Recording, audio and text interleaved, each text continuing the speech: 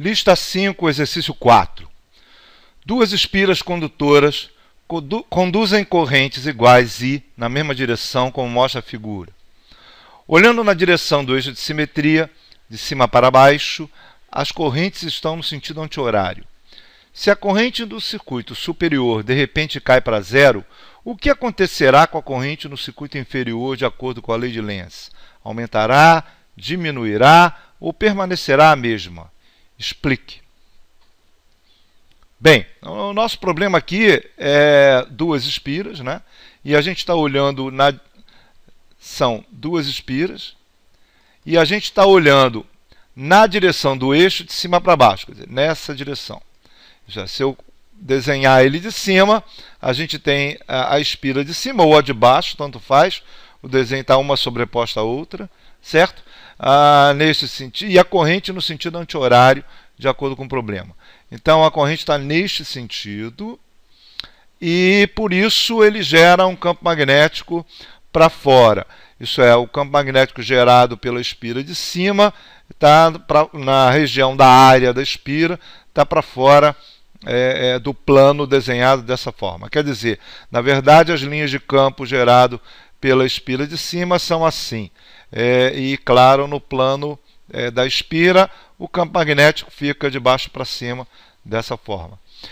O campo magnético da espira de cima gerado na espira de baixo é para cima. Esse é o campo gerado pela espira de cima na espira de baixo.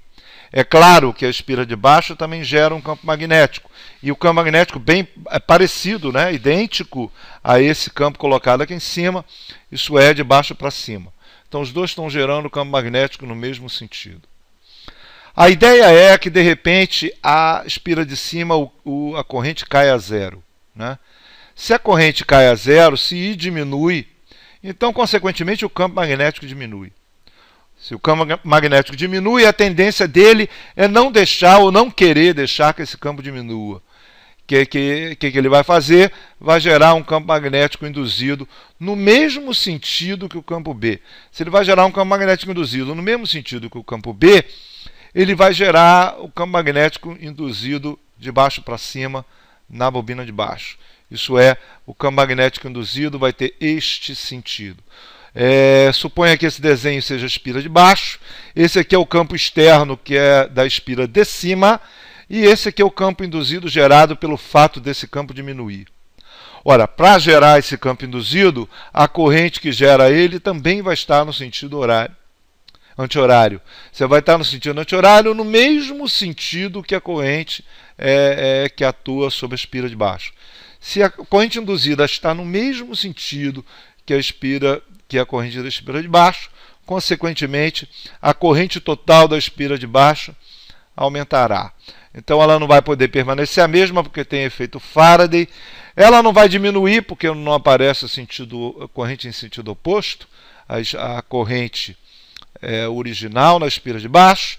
Então, se a corrente está no mesmo sentido, então o campo magnético aumenta, consequentemente, a corrente total sobre a espira de baixo também vai aumentar.